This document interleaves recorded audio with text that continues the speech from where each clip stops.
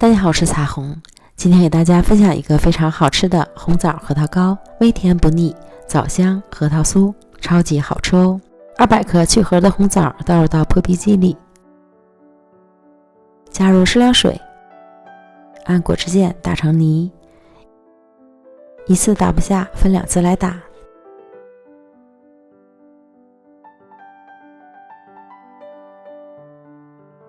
接着碗中准备20克木薯淀粉，加入40克水，10克柠檬汁，搅拌均匀备用。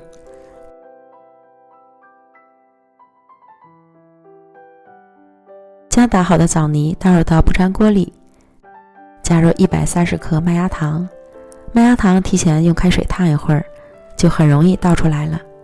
开中火搅拌，刚开始枣泥的水分含量大，火可以稍微开大一点，让它快速蒸发水分。炒至枣泥变得浓稠后，倒入之前调好的水淀粉，迅速搅拌均匀，防止结块。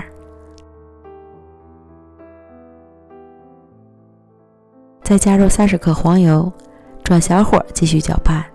这期间你可以看个电影来打发时间。最后炒至枣泥成团，不粘锅铲，给它摊开。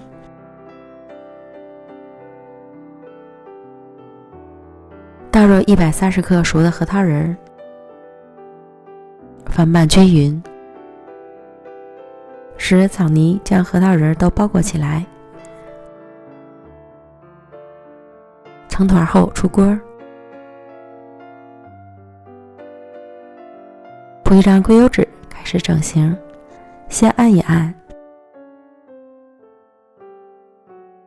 再用擀面杖擀匀擀平。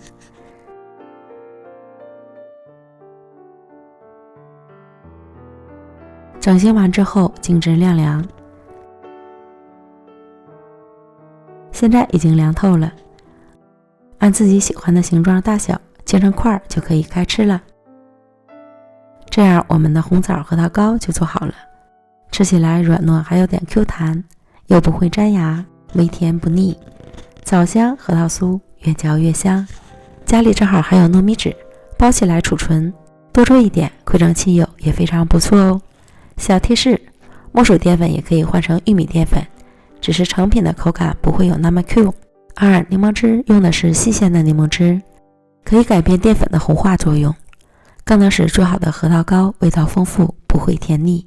那实在没有，不放也行。我们明天见喽，拜拜。